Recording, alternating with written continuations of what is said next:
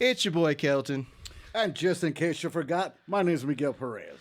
And today we're back at Airplay Studio with our main man, this guy back here behind this camera, man. He's doing a great job. We should be posting a picture of him here soon, right? Yeah, no, definitely. He's our audio engineer, making it happen. There goes your audience. Yeah. But he's our audio engineer that we got going on this beautiful podcast we've been doing. It's been so great. We've been going over each boundary, making each leap that we need to. Yes, but I think Miguel has something to say about. I think we're at number 10, right? Am I correct? Yes, sir. So, this is number 10. Oh, I'm excited. I love this. I love interacting with people. I like sharing what I feel God has given me, and hopefully it'll be like I said, a gold nugget for people. Yes, but so also again, we're at Airplay Studios. Yes, sir. And Frank is going to be going professional here soon. Yes, sir. So if you're interested in making a cassette, a video, a song-wise, recording, hey, this is the man that can do it. I'm just gonna say, go ahead. First of all right, nobody does cassettes anymore, man. Well, okay, that's old school with me, right?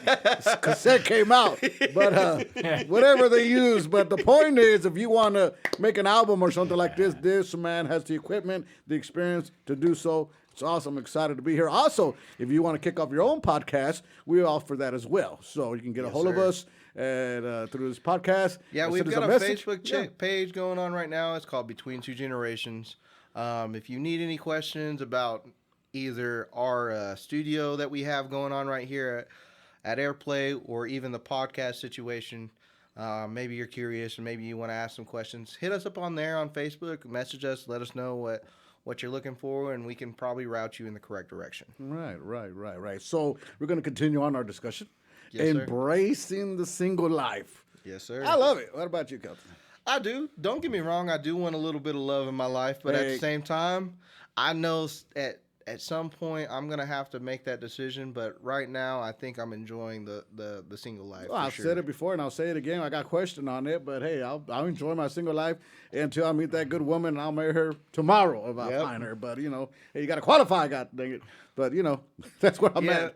And that's a big part of it. I think that qualifying is a little more derogatory word for people to really think about, but it's true. You have to qualify for the position that you're trying to be in. Mm-hmm. If I can't qualify in your position, then you're gonna think of it the same way as a woman. If I don't qualify to meet your needs the way you need them, exactly. I mean, a woman is looking for a certain standard in a man, and if that man does not have those standards, he does not qualify. Absolutely. You know what I'm saying? So that's why I said people can get offended by that word, but I mean, it's the actual definition that we're looking at here. And I shoot it out all the time. It makes people mad, women mad. Like, what do you mean qualify? See, that's right, woman. You got to qualify to be with a man like me. But see, that comes back down to, hey, that's the definition of qualify is exactly what we're looking for. You have to qualify a position. I mean, if you go work at a job, you go get interviewed, you have to qualify for the job that you're interviewing for. If you just go in there willy-nilly, not making any changes and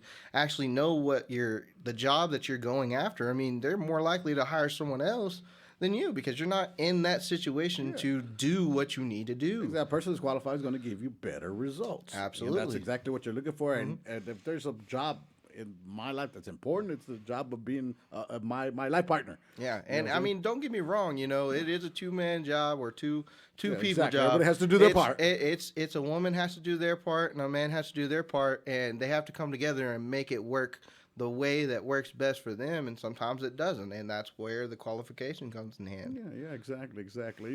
And as we were talking earlier, we were talking about, I told you that I have this teaching, and last time we had the podcast, you said, well, give us that teaching. I said, it was kind of long, it's a lot of meat to it, but as that was going on, I just started thinking about, I have a very close relationship with my daughters. I love my girls. Absolutely. You know what I'm saying? They'll both have good men in their lives, Mm-hmm. And I like to take credit in that because what people, if you don't know this, you have to know this, Captain, that most girls marry their fathers. Mm-hmm. You know Absolutely. A person just like their dad. And it goes the same way with women. I mean, it do. Whenever men, they'll go after what their mother is. Mm-hmm. It's the same. It works both ways. And if you're absolutely right, if you don't implement the right knowing of what should be expected as a man, they're going to look for what you taught. Yeah. And if it's not the right thing, they're going to get the wrong thing. Exactly. So here I started thinking, and I used to teach this a while back. I used to talk about it all the time. But how does a beautiful young lady end up with a guy that can't offer her nothing, in the present and in the future? And a lot of times it's because the relationship they had with their father. You know what I'm saying? And, I know you have a daughter as well, right? Yes, sir. Okay, so the relationship you have with your daughter, and this is to the guys, and listen to this because this is gold, this is solid, this is a life-changing what I'm about to share. If you have a good relationship with your daughter, then 99.9 they're going to end up with a great man. If you don't have a good relationship with your daughter, chances are any bum that just winks at them and say, "Hey, I love you," is going to be able to sweep them off their feet. And then you got a girl with 3 or 4 kids, 4 baby daddies. You know what I'm saying? Some girls consider that an escape plan. Yeah. So, unfortunately. So I go back to like, so what do? You have these girls that have a low self-esteem. And the reason they have a low self-esteem, Kelton, is because as their babies, their dad never poured into their life. You know what I'm saying? My daughters are my babies, they're my princesses, they're my angels, they're my sweetheart. I constantly, always tell them, "Hey, I love you." I constantly, express my physical attraction toward them. I hug them and stuff like that. Yeah. You know what I'm saying? I hold their hands when we went out. I constantly took them out to eat, and then I pull their chair out and I tell them what they want to eat. And I always pay. As a man, I always pay. I teach them these things. You know what I'm saying? On Valentine's, I would always send them flowers. You know what I'm saying? I'd always tell them I love you. I would always tell them you're special, you're beautiful, you're wonderful.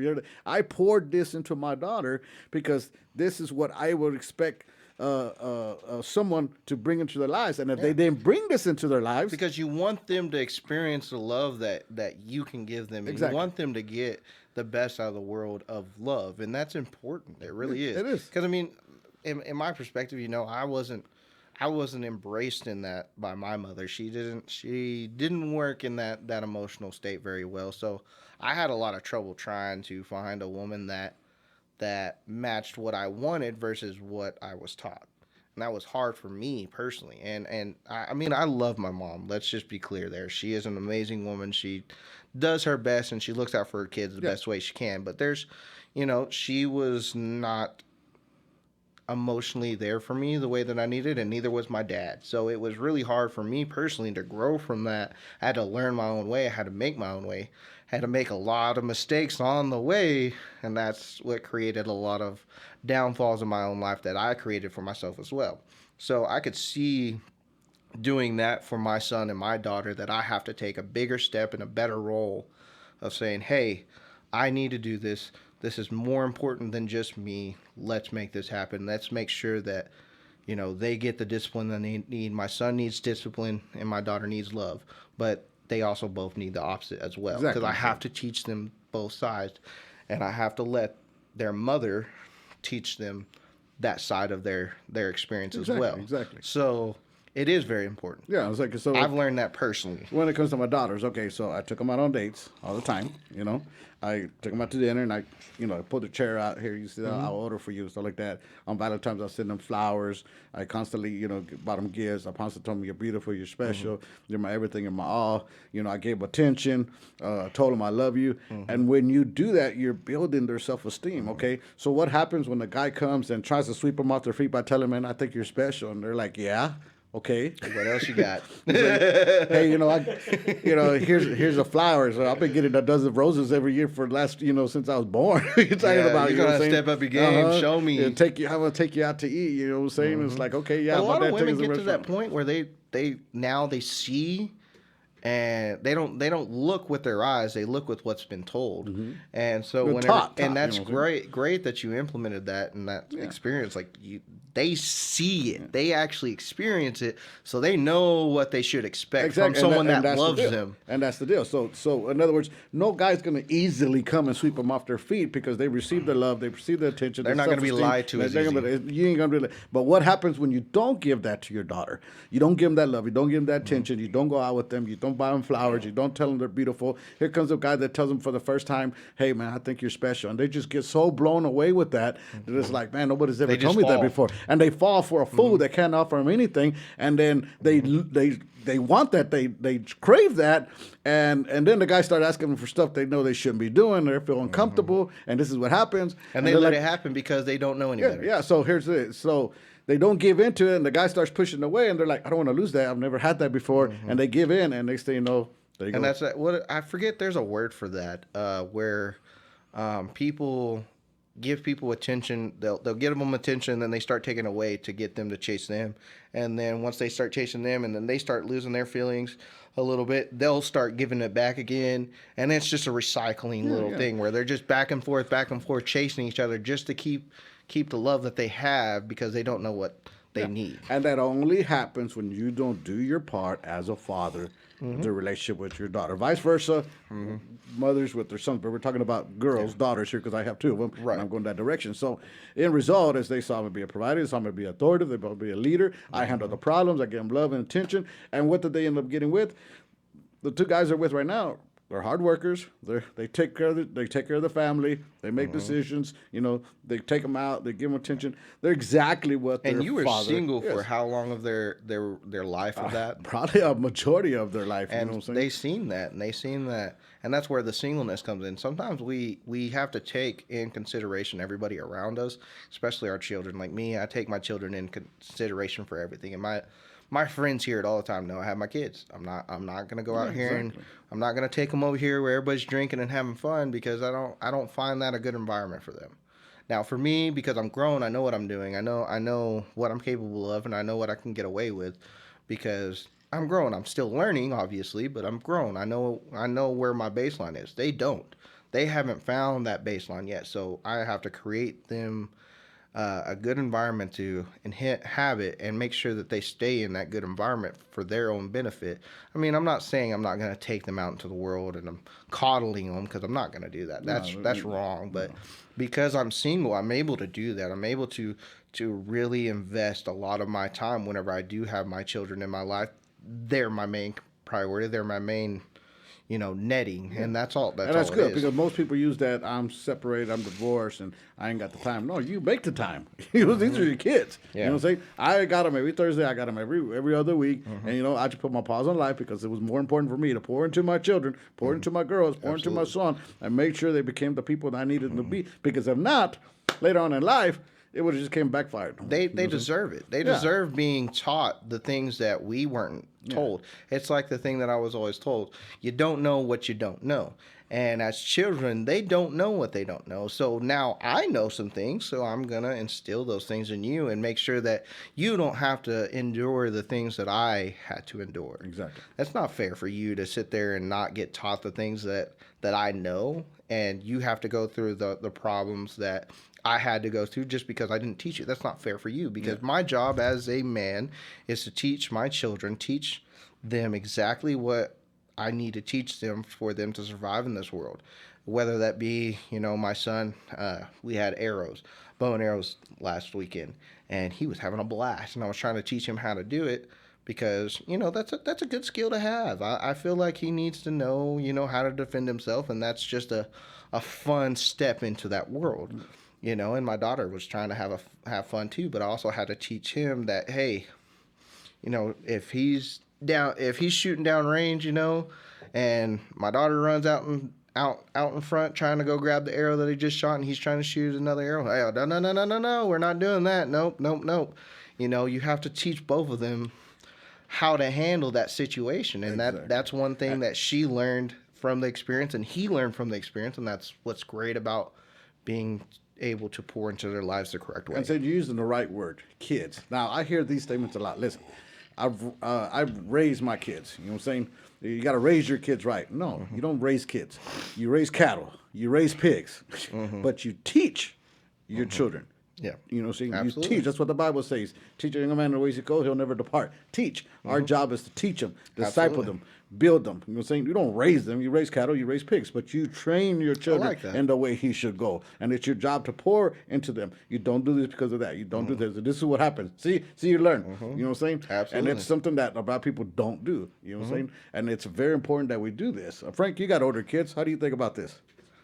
Yeah, I've been itching to say a few things. Come on in, my man, friend. Come on in. This is a great cast. First of all, for you men out there, listen up, like you were told a little bit ago. Listen up. If you want to be counted as a man amongst men, then you listen to what Miguel laid down for you. That's the gospel. That's the truth. Yes, sir. And that is everyone starves for attention. We're all part of that.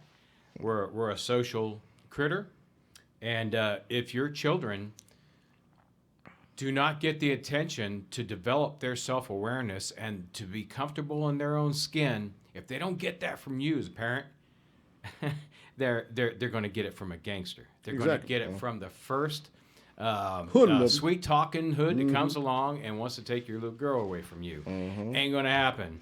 And she's going to follow him because she's getting something that she's been craving from you the whole time. Absolutely. Dads out there, this podcast became about child rearing, but since for the moment, I know it's just a detour, but what was said was so important there, and it's so critical that it deserves a whole nother episode or two on its own. Absolutely.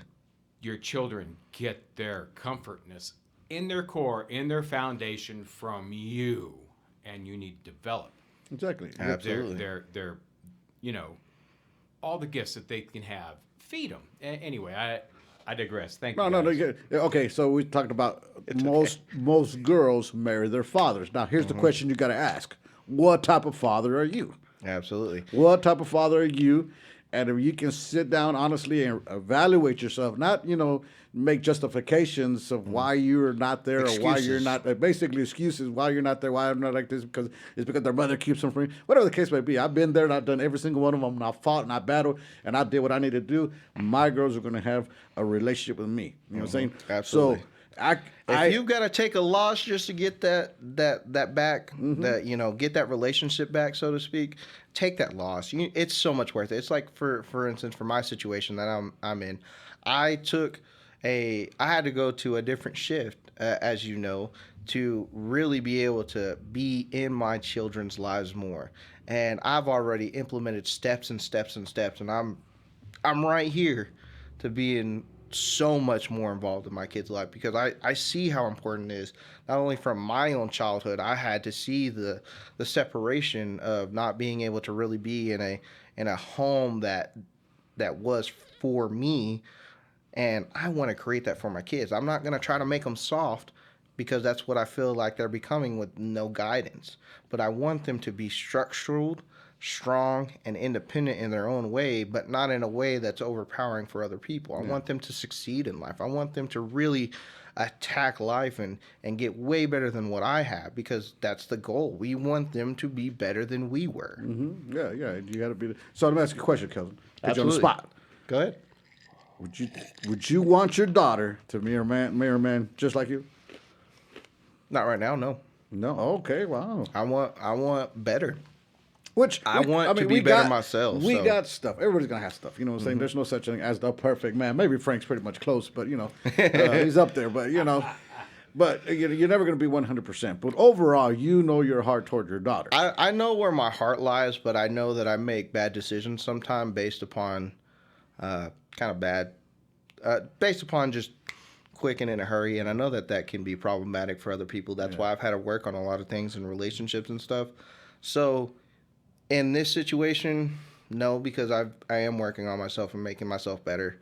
I do want someone that's willing to do that, but I don't think that I personally would be good enough for my daughter. So I want to grow to become better. That's it, and that's good because you recognize it and you're just like, I need to become a better man, because if those falls are being manifested, they see that, and I hear it all the time. Oh, he's just like my dad. Oh, he's just like my dad. Okay, well, so they recognize those falls. I hate that so much, man. So you have to push yourself as a man. If you can't answer yes, I'm okay with somebody, my daughter marrying somebody just like me. If you can't answer yes, then there's a problem there. That means you have to do what you just said right now and say, you know what? I need to better myself. I need to become more man. Like I said, man's man. And man's man why, number one is to take care of his family. And that's why my biggest thing is about me being single is staying single, because I can't do that. I can't grow as a man while I'm focusing on a relationship. And I'm not trying to put anybody on blast, but with my father, there was a long period of time where he was so focused on a relationship with someone else, following love, that he didn't pour into me. There's a lot of things in this life that I learned by myself. which is fine. I mean, I grew better from that, and it did pull me back a little bit, set me back a little bit too much. But I don't want to do that for my kids. It's not I order, want them you know to what I'm saying? get better from me, and if they mess up, they're gonna mess up. Everybody does. Yeah, everybody does. But if I can prevent that a little bit more, if I can teach them a little bit smarter ways of handling things, or guide them in the correct direction, let's do it. Yeah. And I have to take my singleness seriously. I really love embracing the single life because I can really structurally sit down with myself and handle every emotion that I need to. I can correct everything I need to in my life. I can sit there and work on everything, even if I don't get it right the first time or the second time or the third time. The fourth time might just work. Maybe the sixth time, maybe the 10th time, but I'm going to keep doing it to get better because my family deserves it, my kids deserve it, and most of all, I deserve it. Yeah, you get it. You know what the Bible says, train your child in the way he should go. Fathers, train your children. And the Bible says on a woman, it's like you older women teach your young women. So teaching them and pouring yourself is very important. So if you're not there, there's nobody who can get there. In other words, you reproduce who you are, not who you want. So I don't care about telling my child, hey, I need you to stop smoking. Stop smoking. You better not be smoking, but I'm always smoking. Then Monkey it's see, no good. monkey do. That's how it always Don't be is. blowing up. Don't be losing your control. Have patience. But I always blow up and lose control. I reproduce who I am, not who I want. You know what I'm saying? Absolutely, Therefore, absolutely. I need to walk in the way I would want my children, my daughter, and my son to walk because it's important. I reproduce who I am. Because you can make different decisions and know that you want to be better, but your children don't know any better than what you show. Yeah. And that's important. It really is. I'll share something. Go ahead, From Absolutely. an older aspect. right. First of all, I got to tell you guys, I wouldn't put too much into it. Remember that your children, you're the first man that they have the opportunity to either trust or not. And as Miguel and both of you guys allude to, that is a substantial, lifelong decision. If the first man you meet proves to be untrustworthy, Dad, you've blown it. Absolutely. You've blown it out of the water. So just keep that in mind. Kelton, you'll never be perfect. Miguel, you'll never be perfect. Frank will never be perfect. But we have a good foundation. Both of you guys do. I wouldn't hesitate to have either of my children when they're at a young age left with you for a while because I believe you have good intent, good hearts, good foundations. You've had good upbringing. You guys are right central where you need to be. Yeah. Just I those appreciate dads that. out there, don't blow it. This is the first time, particularly for the little girl, okay? Yeah. That little girl, you're the first man in her life. And how she looks at every other man is going to be completely on you. No pressure, pop. And I was always told that, your daughter, you're the first love of your daughter. Yeah. At all times. And so if you want to really show your daughter how to love or how to be loved, because those two are two separate things and they make two different outcomes of the situation of love. If you sit there and teach them both that, show them how to love someone and show them how to be loved, you'll be okay. Yeah. And so will she. We all look for relationships that really work. Every time that I've seen a relationship that really works, whether it's children or two adults who've chosen to be together, it's where one puts the other first, always. Yeah. And if you're always putting your children first, always, they grow up knowing that is the way real people act when it comes to people they love. And again, we'll talk about, we're not excellent. But the Bible says strive for excellence. Yeah. Strive for it. Reach for it. Go for it. Yep. Don't just say, hey, this is the way I am. Take it or leave it. No, that's not good. Not right. That's like a cop-out. You know what I'm saying? Yeah. This is who I am. Take it or leave it. Well, then I'll leave Just it. deal with it. Yeah, that's not appropriate. That's not even good to handle as you a should person. always want to better yourself. Now, here's what we're talking about, what they see. This is, okay, so one of the problems when I got married was, divorce is, I noticed that when we were engaged, it was great. I mean, my wife just followed me. Anything I said was right. I mean, she just boom, boom. She was in love. She was like, she's that blinder on. You know what I'm saying? Yeah. And I was a good man. I felt I was a good man. Props saying that.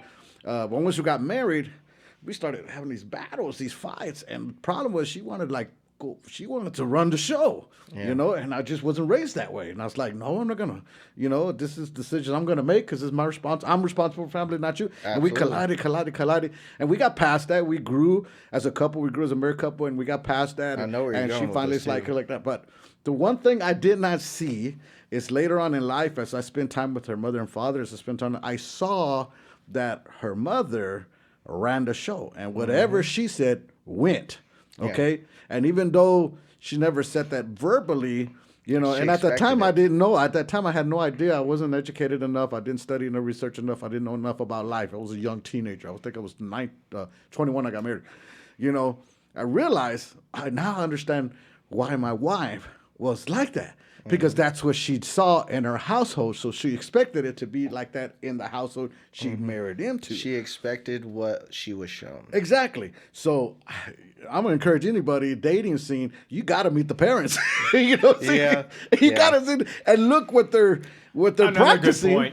Good point. Look what they're practicing, because I was thinking, man, my woman, that's not the woman I thought she was. She's of the devil. You're sent by the devil to destroy me. But it wasn't that at all. Is that's what she saw growing up, and that's what she was taught. Even if she wasn't told, that's what she was taught, seeing it, and she was bringing it to our marriage, and it caused problems. And it wasn't until, and she admitted, it's like, you know what, I shouldn't have done that. You're my husband. Unfortunately, you have to kind of teach your significant other a little bit more of how to treat you, and not in the way of telling them and saying, oh, well, you have to do it this way or else it's not right. No, if you allow them to treat you a certain way and you don't speak up and say, hey, I don't like that. You can't do that to me. That's not right for me. That's not right for you to do to me. So how can we continue this relationship without that? If you can't have those conversations and really make those points, guess what? It's going to continue. It's going to continue. And it's going to continue until it gets way worse, until it gets to the point where you're in a horrible situation because you have allowed them to treat you a certain way. And that's where you have to communicate. And you have to do it correctly and effectively. Mm-hmm. If you don't communicate the correct way, if you come off sideways, saying, oh, you don't talk to me like that, mother. Da-da-da. Mm. You're not going to get anywhere. You're going to get into an argument, and then you're like, oh, well, I expressed how I felt. But in reality, you yelled at them, telling you how you felt. But you didn't actually express it. You didn't actually communicate that. And that's where it lies. And that's a battle. And that battle can be a lot easier if we do what I said we would do. I shared a couple of weeks about 6 months.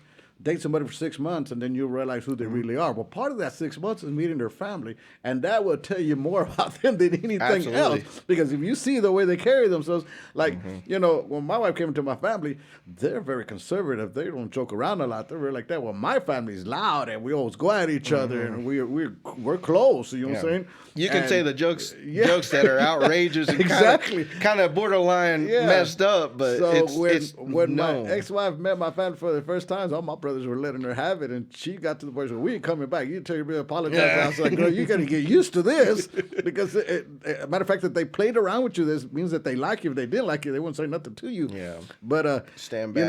Again, I didn't see that. I could have avoided a lot of problems. You know what I'm saying? If I would have saw that, because I would have been able to either prepare her, say, hey, this is what my family is. But obviously you did solve it. I mean, it was addressed. No, I've been divorced 16 years. They love her more than they love me. They'll probably invite her to the event. If I heard that before they invite me. I've showed up at my parents' house, my family events, and she's there before I am. I'm like, okay. Well, hi. Aside, but, what the heck? And I don't got a problem with that. You know what I'm saying? Because in my family, once you're in, you're in. There ain't no leaving out. So, but again, there's a lot of stuff there that if we look with our children, with our daughters, man, it's very important as a father pour into their lives. Getting into a relationship, if you pay attention to the family, that'll eliminate a lot of things in your life. And it's our job to build them up. Cousin. Absolutely. Our job to build them up. And if they fail, a lot of it is because of us. Yeah. I mean, if we did not teach them correctly and they failed, we can't put that on someone else. We can't say, oh, well, they just didn't listen. Well, here's the thing. If they didn't listen, what were you telling them? Yeah. If you weren't telling them a certain thing, then they're not going to know that certain thing. It's just, again, back to the same thing, the saying that I've been really on this. You don't know what you don't know. Yeah. it's so detrimental to really understand how important that is, because there's things in this world that, like, let's go scientifically, we don't know what we don't know. And there could be a freaking invisible spaceship above our heads, and we wouldn't know how to detect it, or we wouldn't know how to really climb that ladder to understand even how to communicate with them. But we don't even know that it exists, so how are we going to gain from that situation? Yep. Yep. So I got you. I understand. But you reproduce who you are, not who you want. Guys, just to end this, pour into your daughter. She'll have a better life, and so will you. Absolutely. You know what I'm saying? I could sleep at night every night because I know that my daughters are with good men and they're gonna take care of them. Yeah. Not that they don't need my help sometimes, but that's my job. I'm a father. You know what I'm saying? But the fact that they get in trouble and right away their answer is like, "Call my dad. Call my dad." I love that. I love that. You know what I'm saying? absolutely. Because that means I did what I was supposed to do, and they knew if anybody can fix a problem, it's my dad, and I love that, and that's where we got to be at. You know what I'm saying? If they're like, And that's "No, where I don't wanna call my be." dad," that's bad. Yeah, don't call my parents. I don't want them to know Yeah. that I did something wrong. I don't like that idea of that being in their minds. Yeah. Neither one of my children. I want them to call me when something happens. I don't care if you're scared of me. What my reaction is, that might be good enough to, okay, you messed up, it, but don't hesitate. Call me. You know that I'll handle the business. You know that I'll take care of you because you know that I love you. I may be disappointed in you. I may feel some type of way. You might be in trouble, but guess what? You can call me. You can make it happen if it needs to happen. Exactly. So I know we're going to be talking about embracing single life, and it is part of that because the stronger you are in life as a person, that you have an identity, has to do a lot with your relationship with the Father. You know what I'm saying? Well, single life involves everything. Everything. So, and that's good. But again, my name is Miguel Perez, and this is Your boy Kelton. all right. And we'll be concluding this session, and we'll be going into another one. I'm excited again. Frank, thank you for letting us be in your studio. Awesome. It is awesome. Obviously, my pleasure. Godspeed, all of you. All right. God bless you. We'll see you next week. Thank you.